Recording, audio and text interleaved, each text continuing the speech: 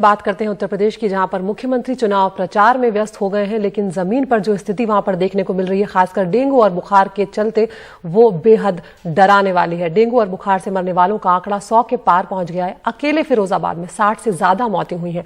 पिछले 48 घंटों में 16 लोगों ने अपनी जान गंवाई है। मौत के मंजर को हमारे सहयोगी सौरभ शुक्ला ने अपने कैमरे में कैद किया है। उनकी रिपोर्ट आपको दिखाते हैं। इस मां की चीखें दिल छेद देती हैं। 5 साल की सावन्या को परिवार वाले सुबह 8 बजे फिरोजाबाद मेडिकल कॉलेज लेकर आए। डॉक्टरों ने कह दिया जगह नहीं है। बच्ची बुखार से तड़पती रही और परिवार गिड़गिड़ाता रहा। लगभग 11 बजे बच्ची ने हमारे सामने ही दम तोड़ दिया। मीडिया ये सच्चाई दिखा न दे तो आनन फानन में अस्पताल प्रशासन बच्ची का शव ले जाने लगा। सच छुपाने की हड़बड़ाहट में कई बार बच्ची का शव स्ट्रेचर से गिरते गिरते बचा। परिवार का आरोप है कि अगर बच्ची को समय पर इलाज मिलता तो सावन्या बच जाती। और ये देखिए ये इसको ले भी जा रहे हैं, स्ट्रेचर भी ले जा रहे हैं, तो इस तरीके से ले जा रहे हैं कि जिसमें इंसान नहीं है, इंसान नहीं था, इस तरीके से आप लोग ले जा रहे हैं। ये बताइए, खुद की बहन होती है मालूम बच जाती है, किसको खुद की बहन होती है मालूम बच जाती। क्या बोले? मना कर दी, ये हालत उसकी सही है तो एडमिट नहीं कर सकते हम, जो जगह नहीं है हाल। आपकी बहन ने यही दम तोड़ दिया इलाज के बाद? हाँ जी। तो किसकी गलती मानते हैं? ये डॉक्टर साहब की गलती पूरी की पूरी। आपको लगता है अगर आपकी बहन को सही समय पर भर्ती कर लिया जाता तो वो बच जाती मेरी बहन? सावन्या की मौत के बाद 2 और बच्चों की अस्पताल के बाहर ही मौत हो गई। एक और बच्चे की मौत हो गई है यहाँ पर। कितनी उम्र है? क्या उम्र है इसकी? ये देखिए तस्वीरें आम हैं। 1 साल का बच्चा है, उसकी मौत हो गई है। और ये यहाँ पर ये तीसरी मौत है जो हमने कैमरे पे रिकॉर्ड की है। 40 साल के राम तीरथ अपनी 17 साल की बहन शिवानी को कंधे पर उठाए अस्पताल परिसर में दर दर भटक रहे हैं। शिवानी को बुखार है और सांस लेने में तकलीफ हो रही है। कई घंटों तक भटकने के बाद राम तीरथ हार कर अपनी बहन को घर वापस ले गए। राम तीरथ का कहना है कि अस्पताल में ना तो इलाज मिला और ना स्ट्रेचर। 4 बजे की लड़की डरी है, कोई आराम नहीं मिला अभी तक। सुनवाई नहीं कर रहे हैं। सुनवाई नहीं है आपकी? कल 4 बजे की डरे। 4 बजे के डरे कल लेके कोई सुनवाई इसको है नहीं, एडमिट कर रहे हैं। क्या हुआ था?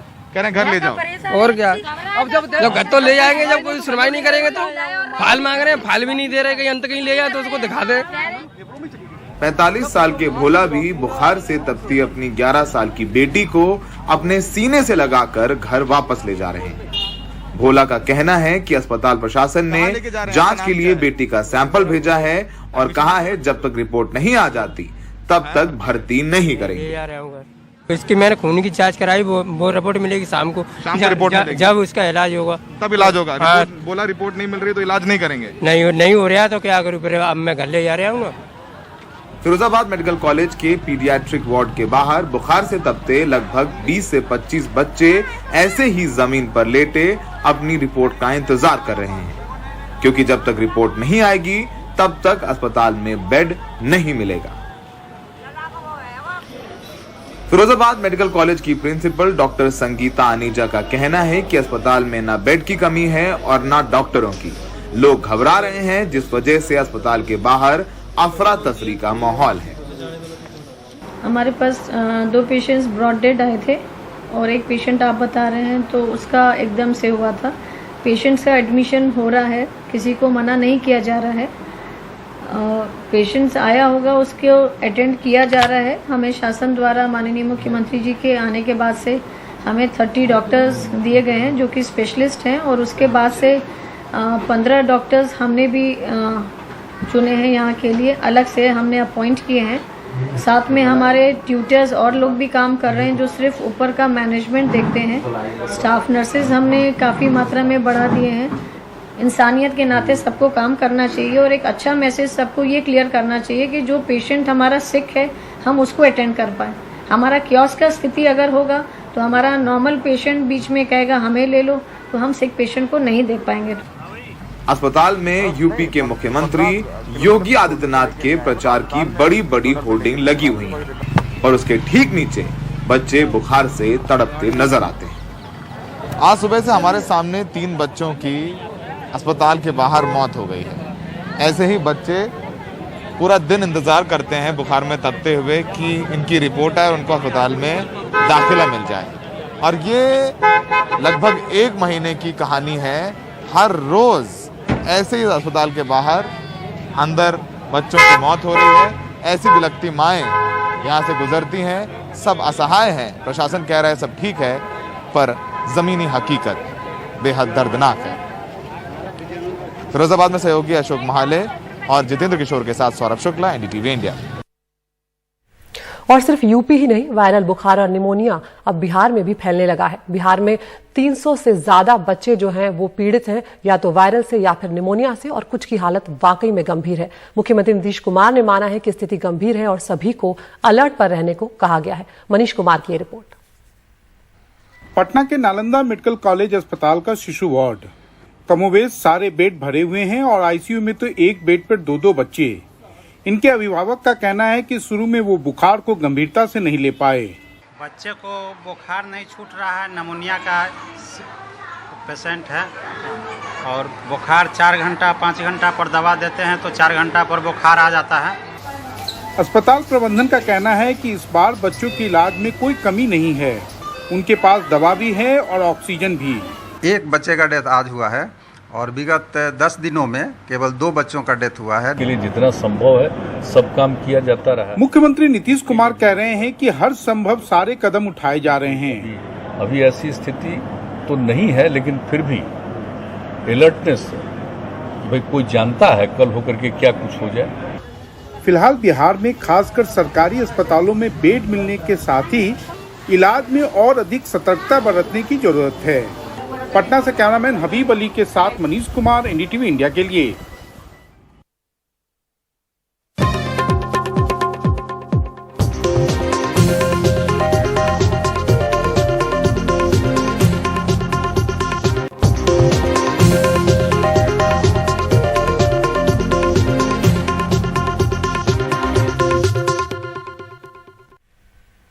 ब्रेक के बाद एक बार फिर आपका स्वागत है। राजधानी दिल्ली की बात करते हैं, जहां पिछले कुछ दिनों में हो रही बारिश ने यहां की सड़कों की पोल खोलकर रख दी है। अक्सर सड़कों के धंसने की खबरें आ रही हैं। कल रात भी अदचिनी के पास कई फीट लंबी जो सड़क थी वो पूरी तरह से धंस गई। उस दौरान एक बड़ा हादसा होते होते बचा। वहां से गुजर रही डीटीसी बस आधी सड़क के अंदर तक धंस गई। वक्त रहते ड्राइवर ने ब्रेक लगा दिया, नहीं तो बस में सवार कई यात्रियों की जान मुश्किल में आ जाती। इसी गड्ढे में एक स्कूटी और बाइक सवार भी गिर गए। स्थानीय लोगों की मदद से तुरंत उन्हें बाहर निकाला गया। मौके पर पीडब्ल्यूडी और जल बोर्ड दोनों के कर्मचारी पहुंच गए हैं, लेकिन जिम्मेदारी से सभी बचते हुए नजर आ रहे हैं। लेकिन तस्वीरें देख के अंदाजा लगाया जा सकता है कि किस तरह से ये अचानक सड़क धंसी होगी और उस वक्त क्या स्थिति इस बस ड्राइवर के सामने पेश आई होगी। देखिए, सबसे पहली बात है कि सबका बचाव हो गया, किसी जान का किसी माल का नुकसान नहीं हुआ, ये बहुत बड़ी बात है। जिस प्रकार से सड़क धंसी है, कुछ भी हो सकता था। एक भयावह घटना हो सकती थी जो कि परमात्मा के आशीर्वाद से ना होने से बच गया। तो मुझे लग रहा है कि जो माननीय केजरीवाल साहब ने कहा है कि दिल्ली के ड्रेनेज की व्यवस्था को हम सब मिलकर ठीक करेंगे, तो वही उसी का एक आगाज़ कह सकते हैं कि भाई ये जो वार्निंग है कि भाई उसको जल्दी से ठीक करना पड़ेगा। पाइपलाइन की इसमें कहीं गड़बड़ी नहीं है। ये जो ट्रेंचलेस मशीन से जो केबलिंग करते हैं उसकी वजह से हमारी सीवर लाइन कहीं ना कहीं डैमेज हो जाती है, जो कि हैवी रेनफॉल आने की वजह से सेटलमेंट हो जाता है। सीवर लाइन को हमने टेकअप करके इसकी लाइनिंग का काम चल रहा है। कितना बड़ा हादसा होते होते बचा? ये तो बहुत बड़ा हादसा बच गया है। मतलब बस डीटीसी बस पूरी की पूरी हैंग कर रही है और नीचे रोड अचानक सेटल हो गया। और हाइड्रा हमारी आई हुई है जो बस को वो करने के बीजेपी के हमारे रोहन जी हैं, जिनसे हमने बात की, ये भी इमीडिएट आ गए हैं और अपना चेक कर रहे हैं जो भी है। तो हम इसको रिस्टोर करेंगे, जैसे ही इसका जल बोर्ड वाले भी अपनी चेकिंग करके अगर इसमें कुछ रिपेयर का जरूरत पड़ेगी तो करेंगे, उसके बाद हम रिस्टोर कर देंगे। और हमारे साथ इस पर बातचीत करने के लिए जुड़ रहे हैं हमारे सहयोगी मुकेश सिंह सेंगर। मुकेश, तस्वीरों से साफ है कि ये बाल बचे हैं इस बस में सवार लोग और जो स्कूटी सवार थे वो भी, लेकिन क्या जिन लोगों को वो काम करना चाहिए था, जो पहले ही हो जाना चाहिए था, उसको लेकर वाकई में कुछ किया जा रहा है? क्योंकि इस तरह के हादसों के बाद आंख खुलती है, ये अपने आप में बड़ी हैरान करने वाली बात है। देखिए, बिल्कुल जहां पर ये गड्ढा हुआ है इसके पास में ही IIT फ्लाईओवर पर कुछ दिन पहले एक बड़ा गड्ढा हो गया था और उसमें भी लोगों की जान जाते जाते बची थी। ये जो गड्ढा है ये बीती रात करीब 9 बजे हुआ, जब एक DTC की बस वहां से गुजर रही थी और अचानक से बस पूरे गड्ढे में समा गई। इसके साथ में एक बाइक और एक स्कूटी भी इसमें समा गई। बस में करीब 35 लोग बैठे हुए थे, जिनको काफी मुश्किल से अंदर से निकाला गया। हालांकि सभी लोग सुरक्षित निकल आए और स्कूटी सवार और जो बाइक सवार थे उनको भी लोगों ने निकाल लिया। उसके बाद एक बड़ी क्रेन बुलाई गई, जिसे हाइड्रोलिक क्रेन कहते हैं, और उसी क्रेन से जो बस थी उसको बाहर निकाला गया। इसके बाद जो तमाम एजेंसियां हैं, PWD, जल बोर्ड, इन सभी के अधिकारी मौके पर पहुंचे और ये अधिकारी एक दूसरे पर आरोप लगाते रहे कि जो गड्ढा हुआ है उसकी वजह जल बोर्ड की है या PWD की है, लेकिन ये अभी तक साफ नहीं हो पाया कि इस गड्ढे की होने की वजह क्या है। जो अधिकारी हैं उनका कहना ये है कि अंदर शायद जो सीवर लाइन है वो कहीं लीक हुई है और उसके बाद जल भरा हुआ और उससे इतना बड़ा गड्ढा हो गया। तो कुल मिलाकर अभी जो गड्ढा है उसको भरने की कोशिश की जा रही है। थोड़ा समय लगेगा क्योंकि गड्ढा बहुत बड़ा है, करीब 15 से 20 फुट लंबा है और 10 फीट नीचे गहराई है उसकी, तो थोड़ा भरने में समय लगेगा। और एक बड़ी दुर्घटना होते होते बची, जिसमें करीब 35 लोग जो बस में सवार थे वो गड्ढे में समा गए और उनको बड़ी मुश्किल हालात से बाहर निकाला गया। जी, शुक्रिया मुकेश इस तमाम जानकारी के लिए। तो राजधानी दिल्ली की सड़कों का ये हाल है, जबकि हम जानते हैं कि इस बार बारिश ने रिकॉर्ड तोड़े हैं, लेकिन फिर भी कुछ घंटों की बारिश के बाद जल भराव भी हो जाता है और इस तरह के गड्ढे अपने आप में परेशान करने वाले हैं।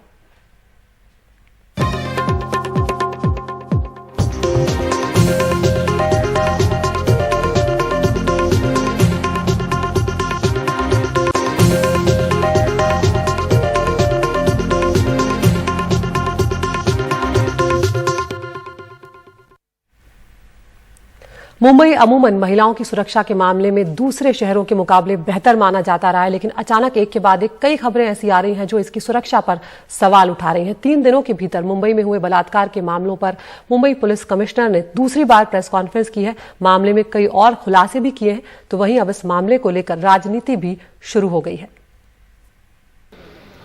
मुंबई में शुक्रवार सुबह एक महिला के साथ हुए बलात्कार के मामले में मुंबई पुलिस कमिश्नर हेमंत नगराले ने सोमवार को एक बार फिर प्रेस कॉन्फ्रेंस कर मामले में और जानकारी दी। पुलिस ने अब तक की जांच में पाया कि पीड़ित और आरोपी एक दूसरे को जानते थे। पैसों के लेन देन को लेकर झगड़ा शुरू हुआ, जिसके बाद आरोपी ने इस दुष्कर्म को अंजाम दिया। पुलिस ने वारदात के लिए इस्तेमाल किए हथियार को जब्त कर लिया है। 1 महीने के भीतर ही इस मामले में चार्जशीट दर्ज की जाएगी।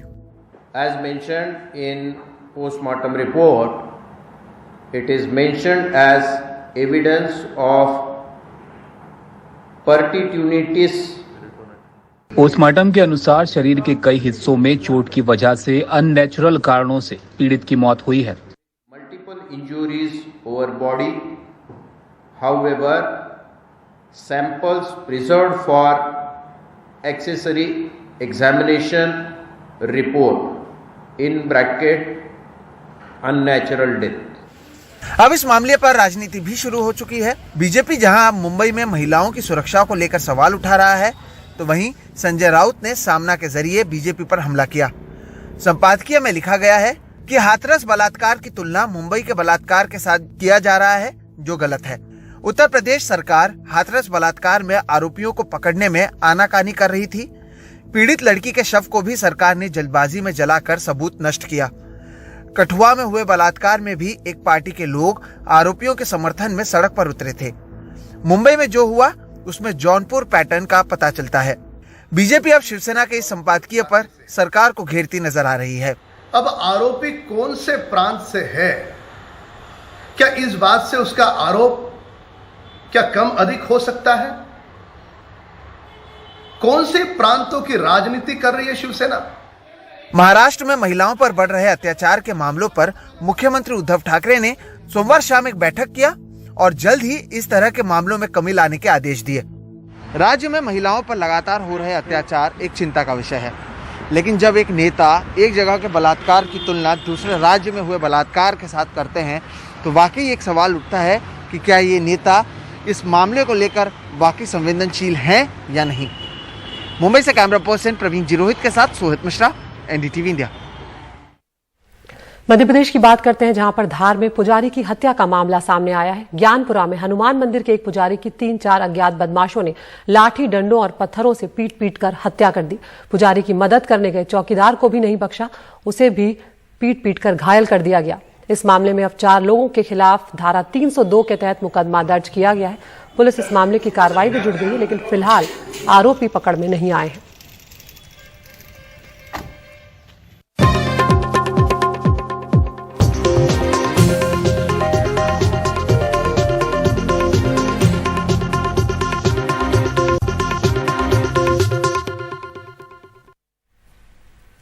कोरोना काल में ऐसा कोई व्यवसाय नहीं जिसने मार ना झेली हो। कई कारोबार पूरी तरह से ठप हो गए और कारोबारी सड़क पर आ गए। मध्य प्रदेश के महेश्वर की महेश्वरी साड़ियां विश्व में अपनी पहचान रखती हैं। खरगोन जिले के महेश्वर का महेश्वरी साड़ी उद्योग भी इस महामारी से अछूता नहीं रहा, लेकिन अब कारोबारी कर्मचारी सभी मुश्किल में हैं और हालात इतने खराब हैं कि कोई दिहाड़ी मजदूरी कर रहा है तो कोई सब्जी बेचने को मजबूर है। हमारे सहयोगी अनुराग द्वारी की ये खास रिपोर्ट।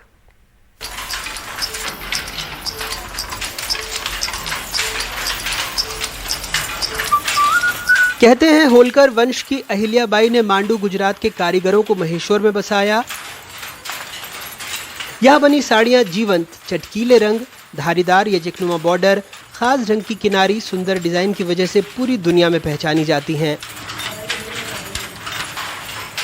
लेकिन कोरोना ने इन करघों को थामने वाले हाथों में कहीं सब्जी का ठेला पकड़ा दिया है। पहले क्या करते चलाता था, अच्छा काम बंद हो गया है तो ये धंधा करना पड़ रहा है। काय का?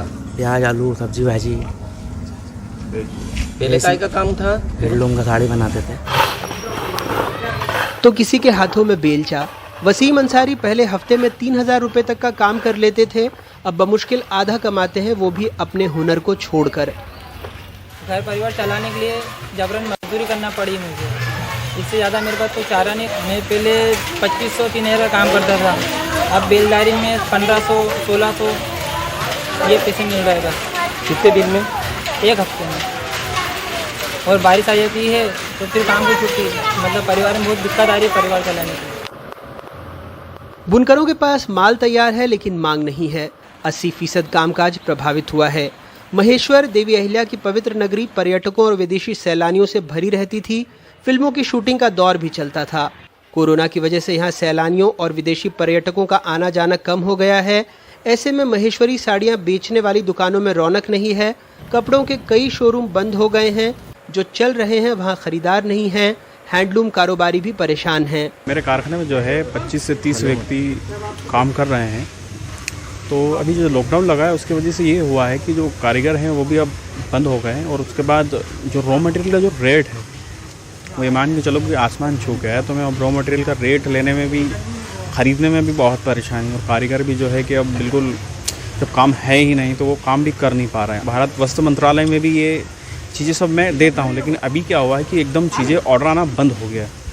तो उस वजह से मान के चलो कि हम लोग जो काम 100% करते थे वो ये मान के चलो कि अब 25% कम भी हो गया है, और प्लस 25% रॉ मटेरियल के साथ साथ बढ़ने की वजह से वो भी कम हो गया है। तो इस वजह से हम लोगों की जो अभी दैनिक स्थिति है वो तो बिल्कुल बिगड़ चुकी है। महेश्वर में 3247 हैंडलूम थे, जिसमें 9360 बुनकर और सहायक काम कर रहे थे। यहाँ पर 3 लघु हैंडलूम इकाइयाँ कार्यरत हैं, लेकिन कोरोना की वजह से 80% कामकाज प्रभावित हो गया। बहुत सारे लूम बंद हो गए हैं। लॉकडाउन खुल भी गया तो फिर भी अभी बाजार में उठाव धीरे से आ रहा है। अभी कुछ लोग छोड़ के दूसरा काम करने लग गए, जैसे कोई गारा मिट्टी का भी काम करने लग गया, कोई सब्जी बेचने लग गया। विभाग से हम कह भी रहे हैं कि इनको इनकी हेल्प करने के लिए कुछ किया जाए, और कर भी रही है विभाग। महेश्वरी साड़ियाँ होती तो प्लेन है, लेकिन बॉर्डर पर फूल, पत्ती, बूटी, हंस, मोर की सुंदर डिजाइन होती है। पल्लू पर 2-3 रंगों की मोटी पतली धारियां होती हैं। पहले ये प्राकृतिक रंगों से बनती थीं, अब कृत्रिम। पहले इसे बनाने में सुनहरे रेशमी धागे लगते थे, अब तांबे जैसे कृत्रिम धागे। चीन से आयातित रेशम मिलने में दिक्कत थी, सो अब देसी रेशम से साड़ियां बन रही हैं। महेश्वर में साड़ी के अलावा सलवार सूट, दुपट्टे, स्टॉल रनिंग क्लोथ भी बनते हैं, जिसके लिए कॉटन का धागा कोयम्बटूर, सिल्क का धागा बेंगलुरु, जरी सूरत और कलर डाई महाराष्ट्र से बुलाई जाती है। कहते हैं कभी रानी अहिल्याबाई ने अपने शाही मेहमानों को तोहफा देने के लिए सूरत, मालवा, हैदराबाद से बुनकर बुलवाए और खुद इन साड़ियों को डिज़ाइन किया, जिनका नाम उनकी राजधानी महेश्वर के नाम पर पड़ा। ये साड़ियाँ थोड़ी महंगी हैं, 2000 रुपये से ज़्यादा, लेकिन बनारसी और कांजीवरम से कम, इसलिए ये शाही शौक आम लोगों का बना। लेकिन अब इस आम लोगों को शौक पर कोरोना की नज़र है, जिससे ये शहर, यहाँ के बुनकर और ये साड़ियाँ सब प्रभावित हुए हैं। खरगोन से आसिफ और भोपाल से कैमरा पर्सन रिजवान खान के साथ अनुराग द्वारी, NDTV इंडिया।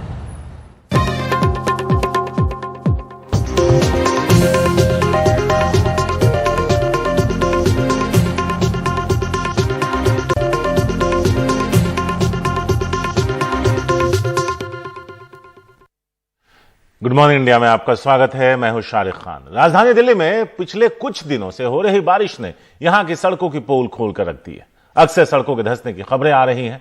कल रात भी अच्चिनी के पास कई फीट सड़क पूरी तरह धंस गई। उस दौरान एक बड़ा हादसा होते होते बचा। वहां से गुजर रही डीटीसी बस आधी सड़क के अंदर धंस गई।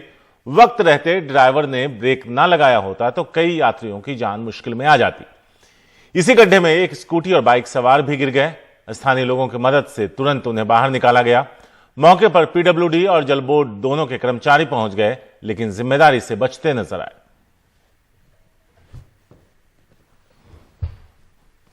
देखिए, सबसे पहली बात है कि सबका बचाव हो गया, किसी जान का, किसी माल का नुकसान नहीं हुआ। ये बहुत बड़ी बात है। जिस प्रकार से सड़क धसी है, कुछ भी हो सकता था।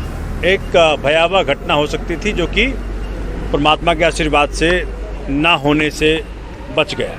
तो मुझे लग रहा है कि जो माननीय केजरीवाल साहब ने कहा है कि वे दिल्ली के ड्रेनेज की व्यवस्था को हम सब मिलकर ठीक करेंगे, तो वही उसी का एक आगाज़ कह सकते हैं कि भाई ये जो वार्निंग है कि भाई उसको जल्दी से ठीक करना पड़ेगा। नहीं, पाइपलाइन की इसमें कहीं गड़बड़ी नहीं है। ये जो ट्रेंचलेस मशीन से जो केबलिंग करते हैं, उसकी वजह से हमारी सीवर लाइन कहीं ना कहीं डैमेज हो जाती है, जो कि हैवी रेनफॉल आने की वजह से सेटलमेंट हो जाता है। सीवर लाइन को हमने टेकअप करके इसकी लाइनिंग का काम चल रहा है। कितना बड़ा हादसा होते होते बचा? ये तो बहुत बड़ा हादसा बच गया है।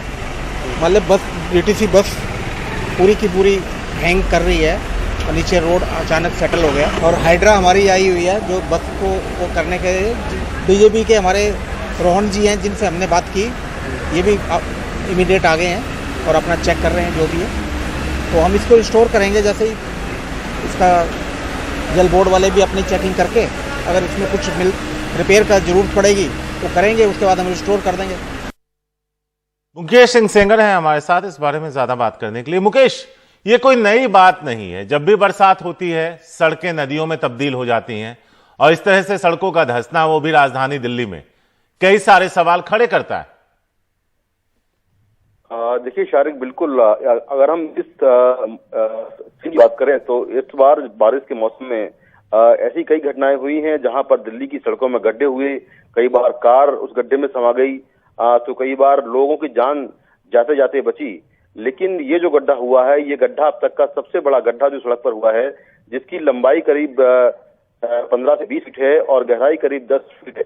तो काफी बड़ा गड्ढा हुआ है और इतना बड़ा गड्ढा था कि पूरी की पूरी बस इस गड्ढे में चली गई। इसके साथ ही एक स्कूटी सवार और एक बाइक सवार भी इस गड्ढे में चले गए थे, लेकिन उनको बाद में सभी लोगों को सुरक्षित निकाल लिया। बस में भी करीब 30 से 35 लोग बैठे हुए थे, जिनको सुरक्षित बाहर निकाला गया और समय रहते सभी की जान बच गई। इसके बाद पीडब्ल्यूडी और जल बोर्ड के अधिकारी पहुंचे और आपस में एक दूसरे पर आरोप लगाते रहे। उनका कहना यह है कि अंदर जो है शायद गैस की पाइपलाइन का काम चल रहा था, वैसे कोई दिक्कत हुई, या फिर जो सीवर का पानी है वो लीकेज हुआ और लीकेज के बाद भरा हुआ, जिससे कि पूरी सड़क है वो अंदर धस गई। तो फिर की बात है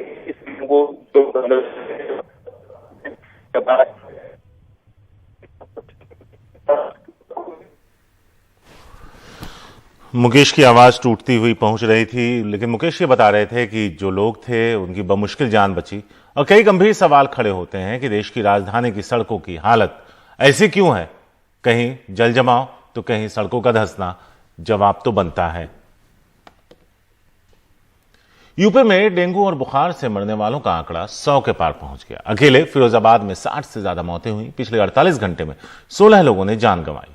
मौत के मंजर को हमारे कैमरे ने भी दर्ज किया। हमारे सहयोगी सौरभ शुक्ला की ये रिपोर्ट। इस मां की चीखें दिल छेद देती हैं। 5 साल की सावन्या को परिवार वाले सुबह 8 बजे फिरोजाबाद मेडिकल कॉलेज लेकर आए। डॉक्टरों ने कह दिया जगह नहीं है। बच्ची बुखार से तड़पती रही और परिवार गिड़गिड़ाता रहा। लगभग 11 बजे बच्ची ने हमारे सामने ही दम तोड़ दिया। मीडिया ये सच्चाई दिखा न दे तो आनन फानन में अस्पताल प्रशासन बच्ची का शव ले जाने लगा। सच छुपाने की हड़बड़ाहट में कई बार बच्ची का शव स्ट्रेचर से गिरते गिरते बचा। परिवार का आरोप है कि अगर बच्ची को समय पर इलाज मिलता तो सावन्या बच जाती। और ये देखिए एम्बुलेंस, ये इसको ले भी जा रहे हैं, स्ट्रेचर भी ले जा रहे हैं, तो इस तरीके से ले जा रहे हैं कि जिसमें इंसान नहीं है, इंसान नहीं था। इस तरीके से आप लोग ले जा रहे हैं। ये बताइए, खुद की बहन होती है ना, माल बच जाती, किसी को खुद की बहन होती है माल बच जाती। क्या बोले? मना कर दी, ये हालत उसकी सही है तो एडमिट नहीं कर सकते हम, जो जगह नहीं है हाल। आपकी बहन ने यही दम तोड़ दिया इलाज के बाद? हाँ जी। तो किसकी गलती मानते हैं? ये डॉक्टर साहब की गलती पूरी की पूरी। आपको लगता है अगर आपकी बहन को सही समय पर भर्ती कर लिया जाता तो वो बच जाती मेरी बहन। सावन्या की मौत के बाद 2 और बच्चों की अस्पताल के बाहर ही मौत हो गई।